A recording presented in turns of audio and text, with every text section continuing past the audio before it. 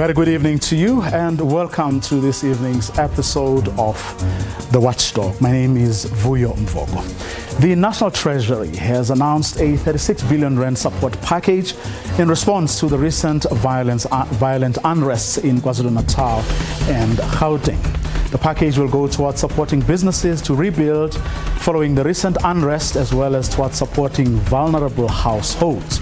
National Treasury says the package can be afforded without an increase in debt. The Watchdog starts now.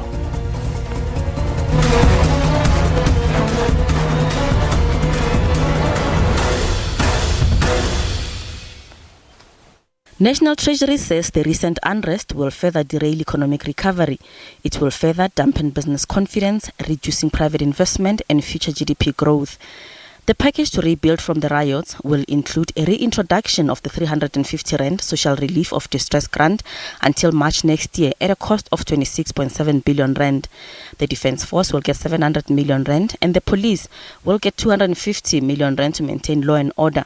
Sasria will receive a financial backing of 3.9 billion rand, while support to small businesses that are not insured by Sasria will amount to 2.3 billion rand. We are reprioritizing the budgets of DTIC and the Small Business Development Department to the tune of some 2.3 billion in order to support small, medium and micro enterprises which have been affected. And this is critical because small, medium and micro enterprises are the so-called hidden champions of any economy. Government says it's funding the support package from available resources. It says, however, that the fiscal position remains at risk, and these risks have been made worse by the recent unrest. This is not in any way going to include or increase our borrowing requirement. We will obviously make sure that where need be in terms of the package of measures, we have reprioritized certain budgets, in particular within the Department of Small Business Development and the Department of DTIC. We have reprioritized R1 billion in there towards support for this. The total package of support going to that intervention in supporting businesses from DTIC and small businesses totals an amount of 2.3 billion rand. The Finance Minister says state-owned insurer Sasria has commenced with processing claims from insurance companies. Sasria says its liability in any particular case is limited to 500 million rand per claim and only a few policies with covers of up to R1 billion. Our losses, or what Sasria will end up paying, it's not the total property losses as reported in the media. That's based on 500 million, but there are also people who are not buying Sasria. At this stage, our balance sheet, our assets under management, it's about 9.7 billion. But we also have a reinsurance program on top of that 9.7 of 6.5 billion. So that is only, that will cover the 500 million coupon or 500 million policy. And losses in the 1 billion coupon have a separate reinsurance structure. Government says only tax-compliant businesses will be able to access support for affected businesses. One of the criteria for any business to draw on any support or relief measure that government provides, they have to be tax compliant. And by tax compliance, we means that if you ought to be registered for tax, whatever tax that may be, you should be registered. You should be up to date with all your filings or the submissions. And thirdly, you must be up to date with all outstanding taxes or have an agreement in place to pay those taxes. Government says it's still trying to establish the extent of the damage to uninsured businesses. The Treasury says it's exploring the mechanisms to identify the businesses that have been affected and then come up with an appropriate scheme to provide assistance. SABC News, Johannesburg. So, how did this package come about? Well, Minister Mboweni gave some rare insights into how it all happened with a bit of nudging from President Cyril Ramaphosa. Take a listen. The original proposal from the National Treasury was, for example, the extension of the social relief of distress for 6 months. And the president said no until the end of the financial year. So I said, the president, you're making my life very difficult. So what's happening? So we had to negotiate and wrestle with the issue. Eventually, we agreed on extension up to the end of March 2022, which is the end of the current financial year.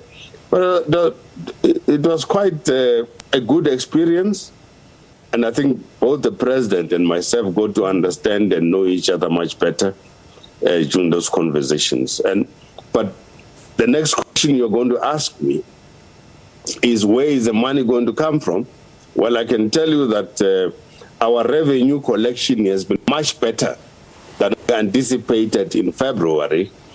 So on Friday, I think we'll publish our estimates of revenue tax collection, and then it will indicate that we've made some progress in that regard. So we can actually be able to make this provision. The only regret I have is that when you have this kind of tax collection in your favor, you must use that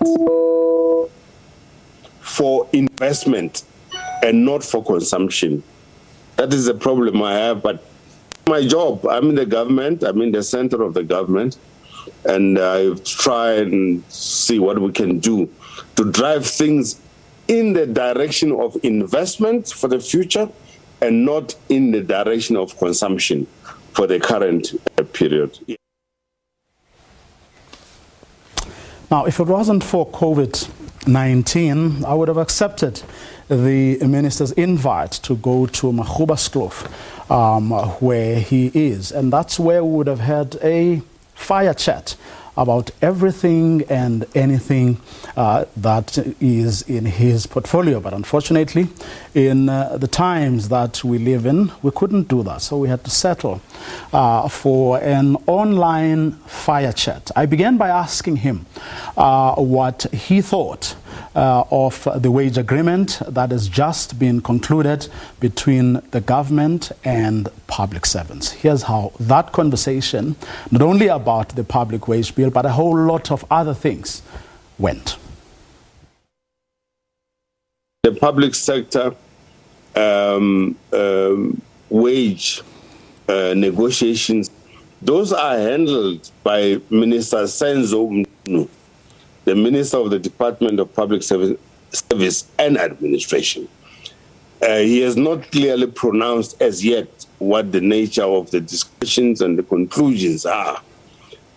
But whatever they conclude, they must understand that it will be within the fiscal framework that we presented in Parliament in February. It can't be outside of that. So whatever they've agreed upon surely must fit in the fiscal framework. You know, Vuyo, it's very important for the country's reputation in the financial markets and in our own households to have a reputation that we live by what we say. We produce the fiscal framework, a budget, which I hope people understand. When I present the budget in February, or when a Minister of Finance presents a budget in February, and then Parliament adopts the budget, and the National Council of Provinces and the National Assembly, those are bills, and then they are sent to the President to consider signing. If the President is in agreement, the President then signs those bills into law. They become the law. So when I speak about the sanctity of the fiscal framework, I'm talking about a law on appropriations that must be followed. So that's the setup we have. And so I have no doubt that we are within our discipline, and the public wage negotiations will fall within our discipline. But Vuyo, this is a point I tried to get across to both myself and everybody else. We need to get the economy to grow in order for us to receive sufficient taxation, in order for us to fund our expenditure. Our primary source of income is tax. It's not borrowing. And I don't know how to get that across, but you spend based on your wants, but also on what you can afford. And the rest you borrow, but you don't want your expenditure to be driven by borrowing. You're driving yourself to the ground in that instance. Vuyo, over to you. Minister, I guess what I'm trying to ask is, much as the markets are welcoming the fact that you are not borrowing, much as they welcome the fact that you are able to contain the public wage bill, they also want you to deliver on the promise that you made. The structural reforms you said were coming and coming pretty soon. So the basic issue, as any economist would say, is that, you need to get the lubricants to fire the economy, to get the economy moving. The lubricants must work. And structural economic reforms are a way to get the economy moving. Where there are impediments, blockages, and so on. So we have to try and remove those blockages. Have we done that? And, when I dreamt up the idea of Operation Vulindlela, which in fact was the same strategy that I applied when I was governor of the South African Reserve Bank, and Operation Vulindlela, the idea had come from Oliver Tambo, president of the ANC, saying that when you face major difficulties ahead of you, don't try and fight everything. Focus on the most strategic and difficult tasks and unlock those. Vulindlela, open the way, open the road. And so what we're trying to do here is, what are those high impact initiatives that we can take both in the private sector and in the public sector to get this lubricants going in the economy? And we identified a number of high impact areas which we all know about. That would involve moving freight from road to rail, open up the roads and move all the trucks and so on from the roads to the railway.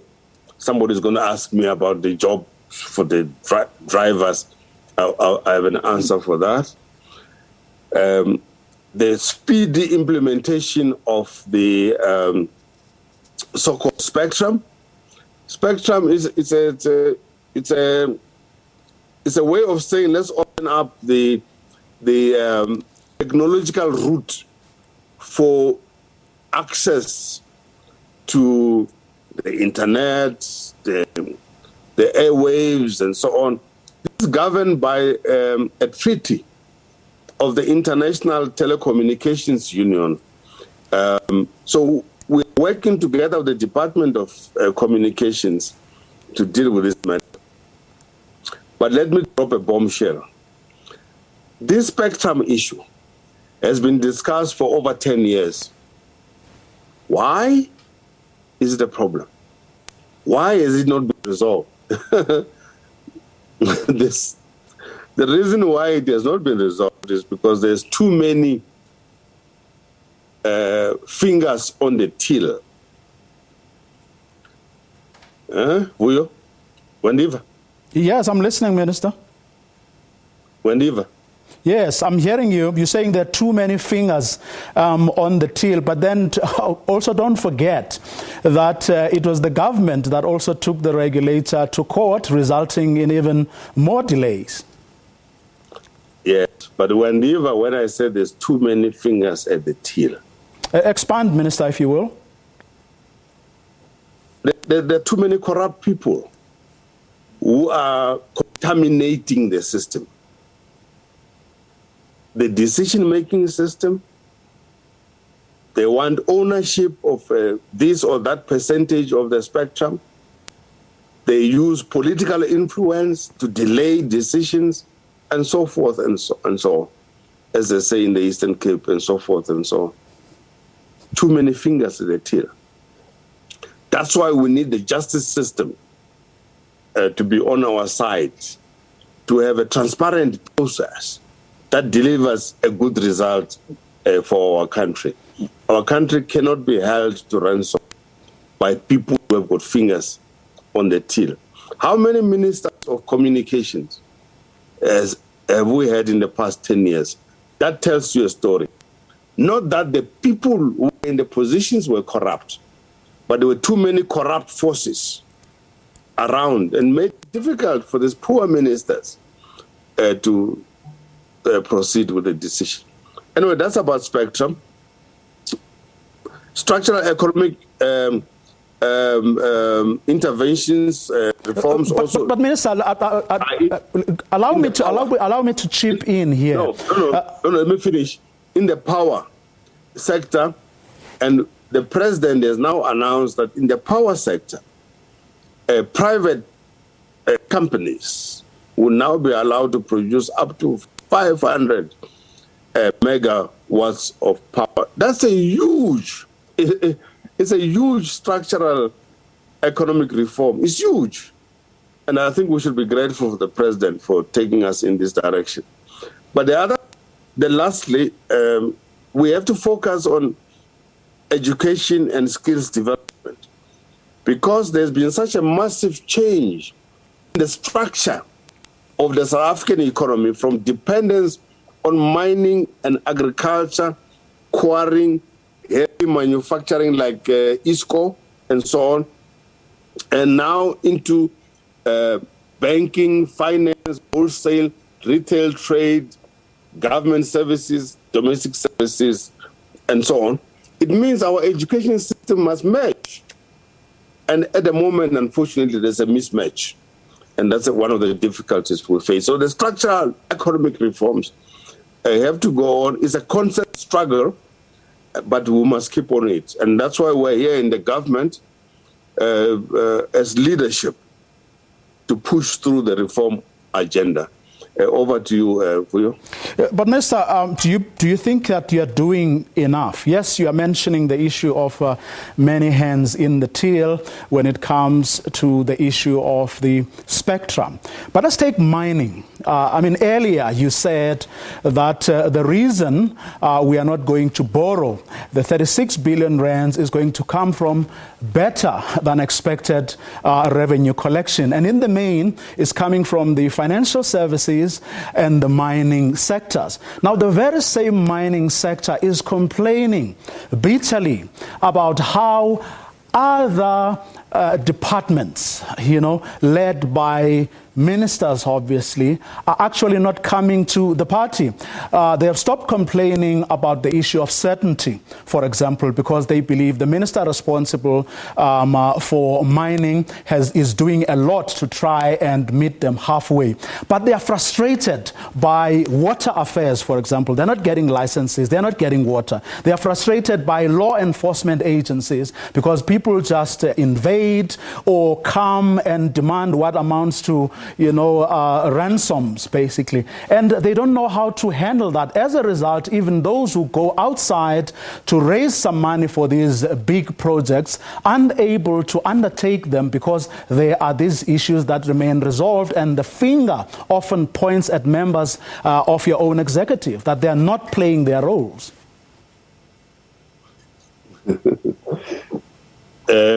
we were to start off with the National Executive, which is the cabinet, is not my executive. It's President Ramaphosa's executive. So, and he is the one who is the conductor of the orchestra, and not the Minister of Finance. Whilst I accept that the Minister of Finance is at the center of government administration, the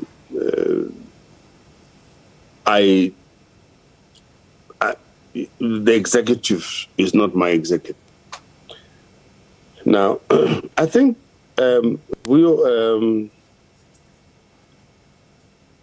what I've learned over the years, and I've been 40 years in politics, it's a very long time. What I've learned is that you must have a correct policy position. But you need other people to agree with you. You have to persuade them to come to the party. If you don't persuade people and you think you can ram through your view in the national executive, for example, it's not going to work. That's not in the nature of politics. You persuade each other.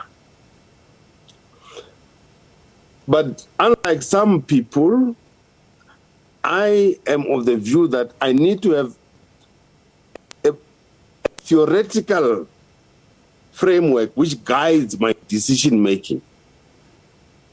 Flexible, yes, but if anything is so far distant from my theoretical framework, then I have a problem with that.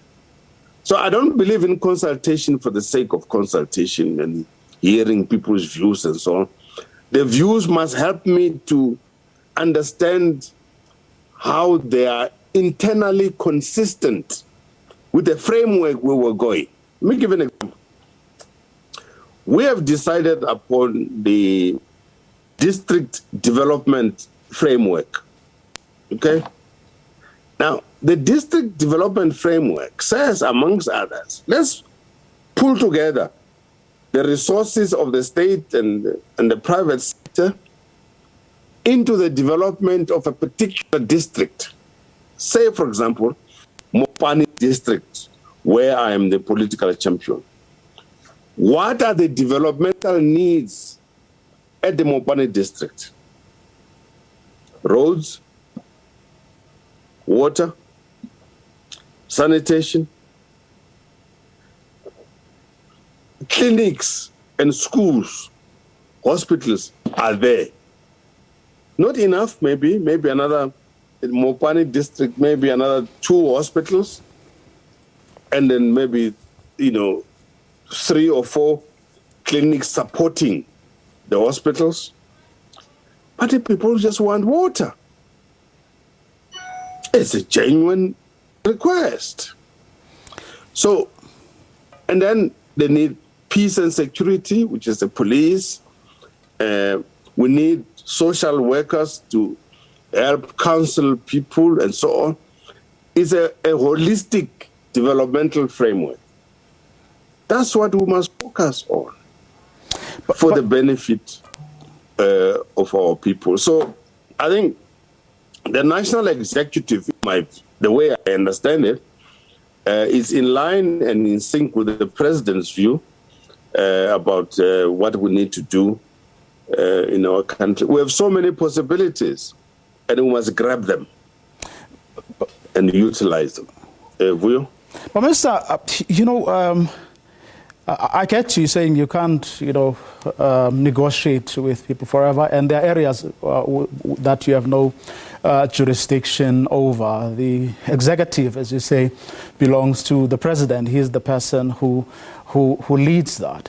But, if certain parts of that executive machinery are not working, as they should, it becomes a problem. Take the situation we're coming out of now in KwaZulu-Natal and in Gauteng. It became abundantly clear that certain members of the executive didn't play their part. But people are waiting to see whether, in fact, something will happen to those who didn't do their jobs. But what workers will tell you is that the same people are quick, to implement decisions where workers have to be made sacrificial lambs. In this case, you spoke about Minister Mchunu as being the minister that is in charge of the public service arrangements. They believe that they'll be given a raw deal, but they can't have a say in it because, the order went out and the minister is going to do what he has been asked to do. But it says when you then take the ministers responsible for intelligence, the ministers responsible for police. They failed the nation, but nothing is going to happen to them. It makes life difficult for people like you, because tomorrow, what may happen is that the over 9 million people who are unemployed, there are over 13 million South Africans who sleep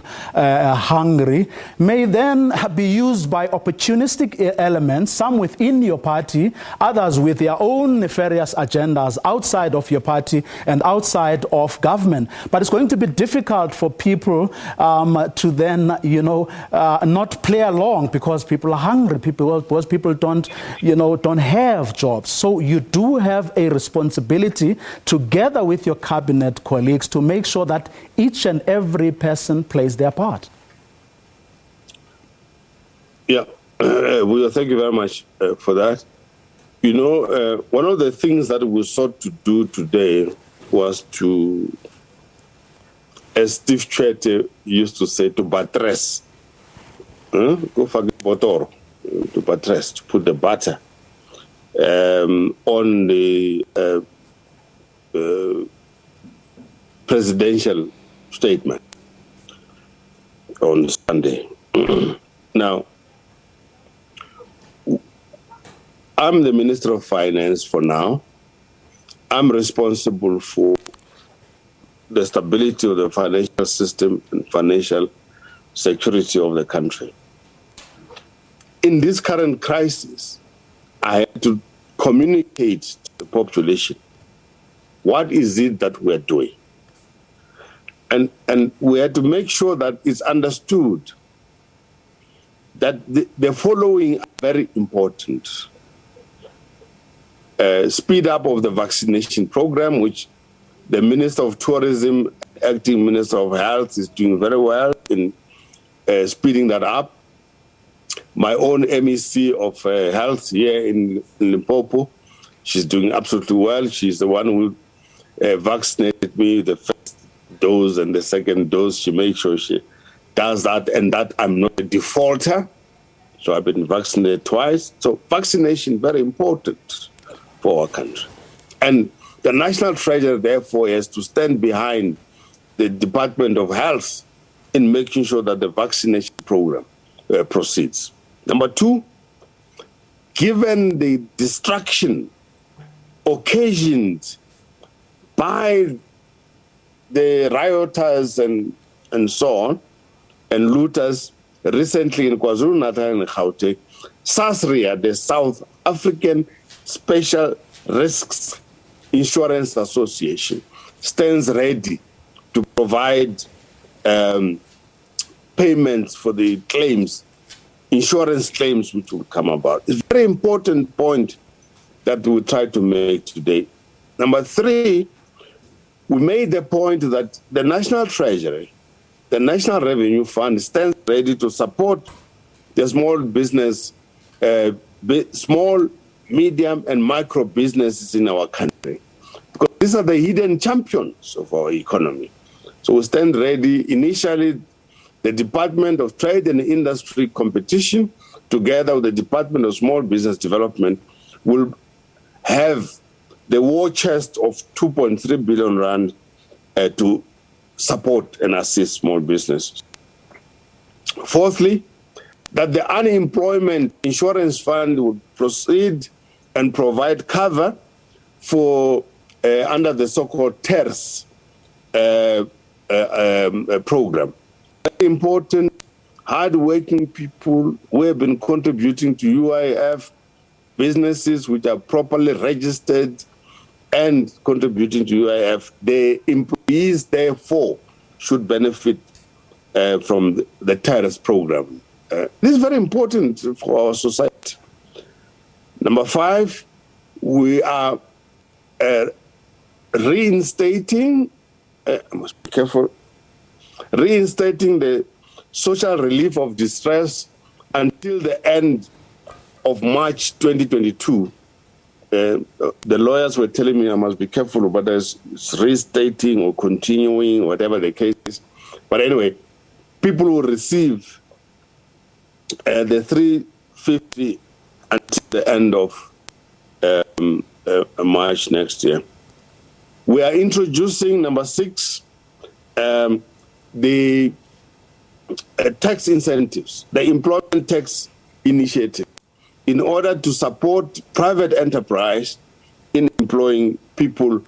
And this, the tax system is an important part of making immediate interventions in the economic system.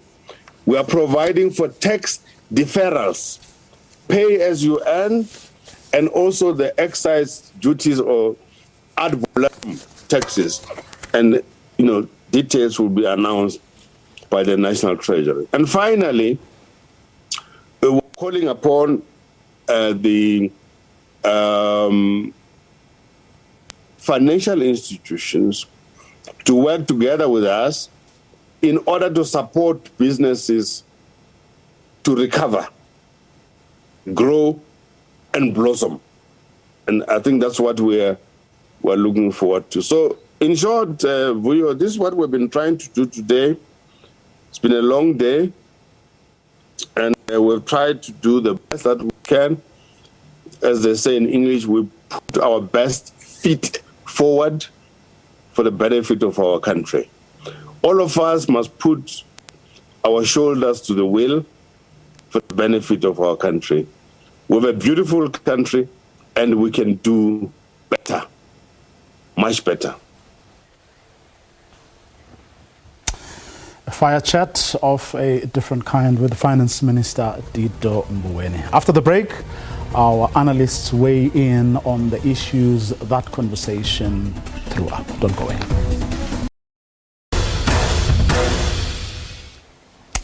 Well, let's bring into the conversation now two of our analysts, Dr. Ntabiseng Moleko and Duma Kubula. Good evening to both of you. Thank you so much for your time. Before I get to some of the issues raised by or thrown up by that conversation with the minister, just from listening to him earlier, together, of course, with the DG, Treasury, Dondom Khajana, and other officials, your takeaways, Ntabiseng? Very good evening, and thank you so much for having me. I think the first thing that I want to say is that we lack vision. I say that, and I emphasize the reason for that is, simply put, if all these micro interventions are put in place, what we need decisively to determine whether, as South Africa, we can really believe that they will have the effect that they are promising us to have is, to what extent, Vuyo, are we going to see a stimulation of both household and business aggregate demand from the interventions that are put in place? That's number one. Number two, to what extent will we expand our agricultural and industrial production, as a result increase our rate of growth, thereby leading to improved GDP forecasts? Remember, we've been stuck in a lackluster growth over the last decade, an average growth rate of around 2%, which we have been unable to get out of with the economic policy means that the Minister of Finance has been referring to. Number three, these interventions, to what extent will they ensure the absorption of the 11.4 million or 43.2% of our economy in the labor force that is not currently included? I think that the integration of our South African people and the restoration of the budgetary and the fiscal framework of South Africa is reliant on the stimulation of what I've just proposed. We do not get told, here is the likely outcome of these reforms or these measures and how they will influence all these indices that I've referred to.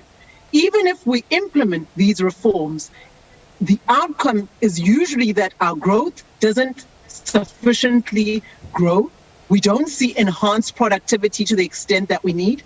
We don't absorb the unemployed labor force and the precarious labor market, that is unable to absorb and has a skills bias currently at play, leading us to the disastrous outcomes of 11.4 million South Africans currently unemployed.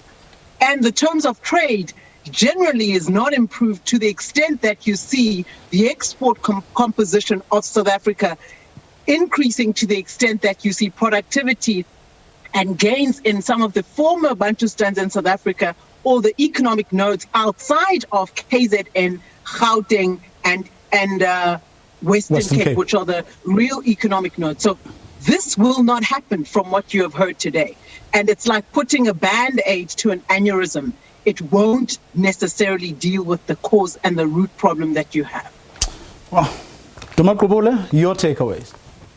You know, Vuyo, you had a very long discussion with the finance minister.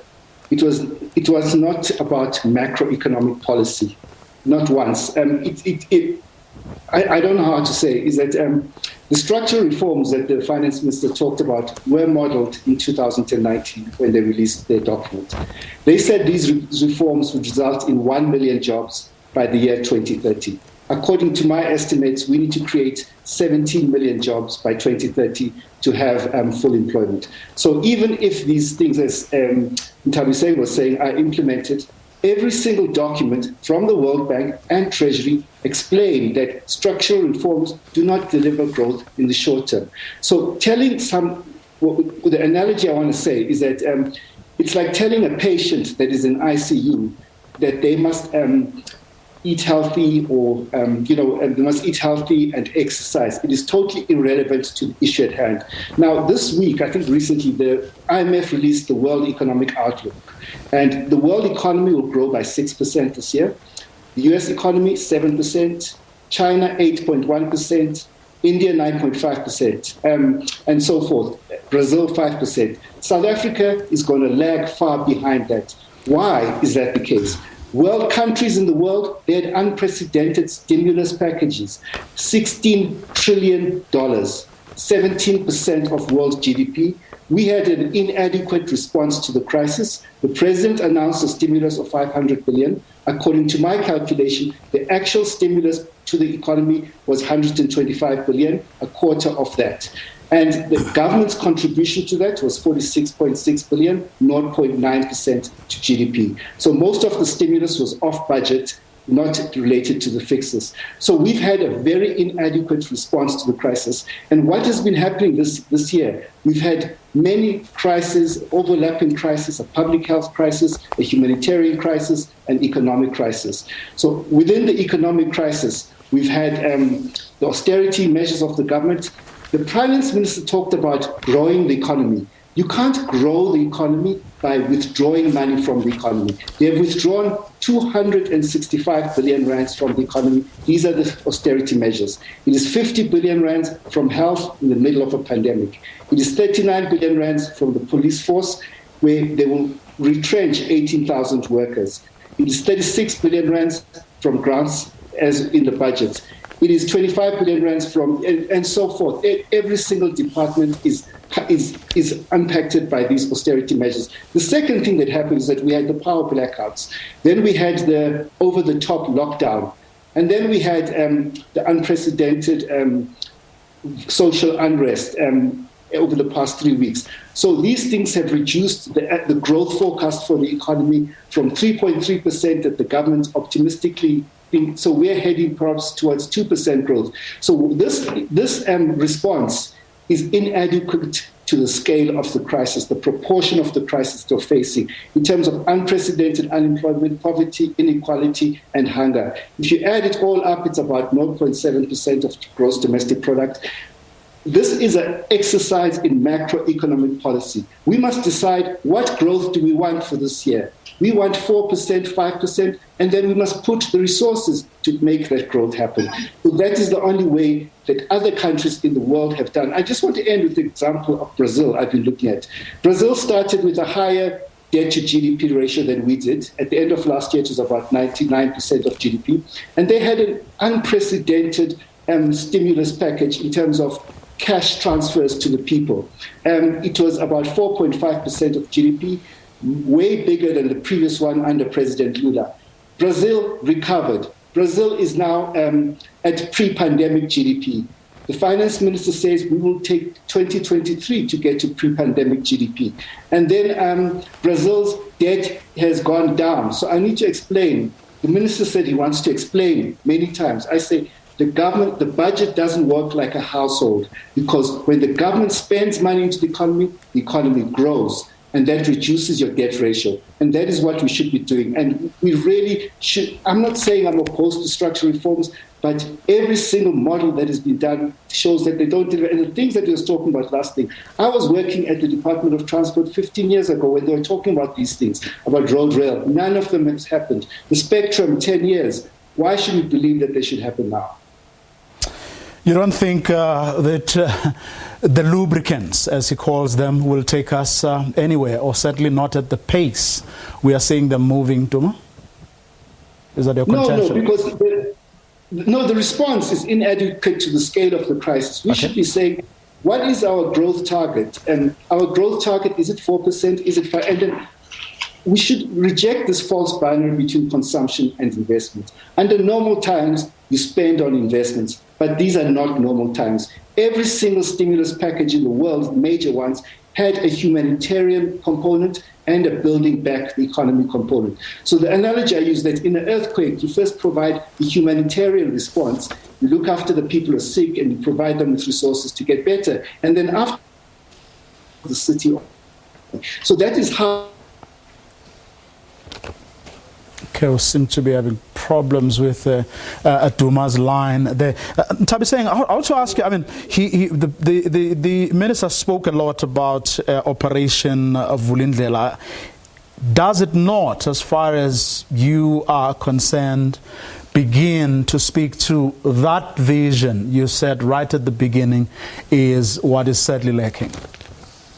So if you look at the components of Operation Vulindlela, it's really about cheapening the cost of ICT. They refer to the oceans economy being one of the key drivers, some of the infrastructure components, the spectrum issue that was mentioned now. And you've got to look at what is the end objective. If you look at the greater economic trajectory and growth targets of South Africa, without an admission of the shortcomings of the past economic policies, we will be trying to resolve something that we haven't necessarily looked at the root problem. So I want to take us a little bit back, and I just want to be allowed to just paint a picture of where we have come from. South Africa, over the last 2 decades, has seen lackluster growth, has seen a deindustrialization, has seen the very mining sector and some of the very high labor absorptive sectors contracting in terms of contribution to employment generation. We've also been unable to decisively respond to both inequality. We are the worst in terms of Gini index globally. So South Africa's level of inequality is further exacerbated and lessens growth in South Africa as an overall objective. But the second thing to understand is that decisively, for the last 25 years, South Africa's economic policies have also failed to have less than 22% employment or unemployment rate over the last since the labor force survey started being in play.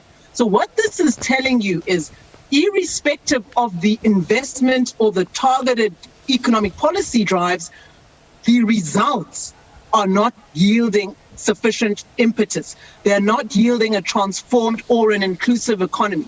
I want to zoom in on investment. We even have investment targets that are at 25% of GDP, in line with the World Bank standard measure if you want to increase your GDP growth rate adequately. And the numbers that Duma is mentioning, I want to emphasize the emerging market economies. They, on average, I'm talking about on average, are averaging 6% growth, including our African counterparts on the sub-Saharan continent of Rwanda, Tanzania. Some of the East African economies are averaging over 6% over the last 5 years. And this is not simply one year phenomena. Our targeted investment drives with the economic policies that we have had has been less than 17% in terms of relative to GDP. Our current targets, we have never met them. We have had investment summits. We have had investment summits year on year. The projects realized vis-a-vis the projects that are targeted, and even the committed projects fall far short of the 1.2 trillion that we have said to target over the next 5 years. That's the trajectory. So we're currently on the gross fixed capital formation. Over the last 10 years as well, we're seeing, as a proportion of GDP, a downward revision because we're spending less from the public sector investment drive on our infrastructure, and that is dealing decisively with our growth trajectory. So what I want us to do here is to step back a little bit and understand that all of these investment drivers, including Vulindlela, let's look at Operation Vulindlela from last year. COVID comes in, we get immediate downgrade rating. COVID continues. In comes the economic recovery plan, the supplementary budget. We see the ratings agency saying post the economic recovery interventions, we are downgrading you further into junk or junk status to say, we are not satisfied with the very interventions that you are putting forward. They are inadequate. So if we ourselves want to be told the good story, when all the numbers for the last 2 decades, when the numbers for the last year are showing a 7.2 contraction of output, unemployment levels, the worst we have ever seen since we had labor force survey being collected by Stats SA, and all the other indices continue on a downward trajectory in the context of COVID. But what we are seeing is that the effort to really structurally transform are not sufficient. And now I want to go into the issue of what is meant by structural reform. I definitely, when looking at the newly industrialized countries, see that what they have put in place is alternative means to industrialize, alternative means to increase and enhance your manufacturing value add contribution, put in place alternative ways to use your domestic resources to mobilize capital towards both your investment into infrastructure, but also into these high value subsectors that can enhance your rate of growth through both your industrial activity and productivity, but also your competitiveness and help you have a niche in terms of developing some of these subsectors. Has South Africa put in place urgently, and now when I say urgently, given the nature and the level of the crises that we have, it requires urgent interventions. It requires a council and a coordination from the economic cluster, and not simply to have the Minister of Finance driving economic strategy. I think my colleague has mentioned the driver and the target was 1 million over 10-year period in the past economic strategy that was released by Treasury in August 2019. That is inadequate given the scale of the problem. So simply put, Vuyo, to give you a short, decisive answer to whether Operation Vulindlela is sufficient, it's definitely not. In fact, you went beyond that, and I want to bring in Duma here. With a patient in ICU, and if indeed, we are unable, what the little that's being done, only touches the surface, what then do we do, Duma? Okay, I believe that we should have had, the government missed an opportunity to have a bigger the cash transfers. And I believe it was time, given the desperation in terms of our economy, to perhaps introduce a basic income grant. I just have to mention again, the stimulus packages, the design of them, I look at the US one. So the US one has got a third of it, it's a 6 trillion stimulus package. A third of it is the American Rescue Act, which is the humanitarian response. So we should have had a humanitarian response that is much bigger than this one. The second one, about a third of it, is the American Jobs Plan, which is to create jobs and do the things that Dr. Moleko was talking about, to restructure the economy. And the third one is to rebuild their social security. Yeah, so those are the things that we should do as well. That is how every single stimulus package is structured. And there's so many things that we should do, Vuyo. And yeah, so it's just like, I just don't understand. As Tabise was saying, there's lack of a vision, because the starting point of development is a mobilizing vision and plan to get your country going. And the minimum target of those countries that she was talking about, they sought to double the size of the economy every decade. And most of them did manage to double their size of the economy every decade. And then you bring the whole of society behind that vision and plan as to how you're going to... but now we, of the past 10 years, per capita GDP growth before COVID has not increased. It decreased for 5 consecutive years between 2015 and 2019. On this trajectory, we're going to have a second, I call it the first lost decade. We're going to have a second lost decade until 2030 on this trajectory. We've got a minute left, and I have to ask you this because I kept going back to it in that conversation with the minister. He says he can only take responsibility for, what he has been asked to do, among other things, the stability of the financial system. What other people, have to do becomes the responsibility of his other colleague. And as he put it, it is the president, who he calls the conductor of this orchestra, who really has to show leadership. Have we seen any of that? And given what we know now, are you hopeful that we will get any of that any time soon? We have 30 seconds. Dabiseng? Listen, I'm hopeful. My hope is that as a country, we begin to understand that we actually have, and I'll stress this, domestic resources that can be specifically used for the development of South African businesses, South African productive sector, South Africa for job creation, and not just for speculative inflows that come in and out.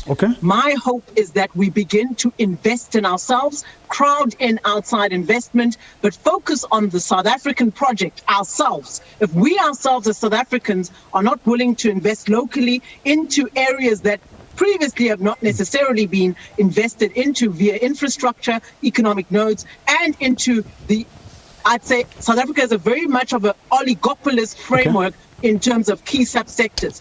We've got to deindustrialize, we've got to, decluster those oligopolies. We've got to look at how we break down the value chain of most of our subsectors so that we can have enhanced inclusivity and growth. So I am hopeful.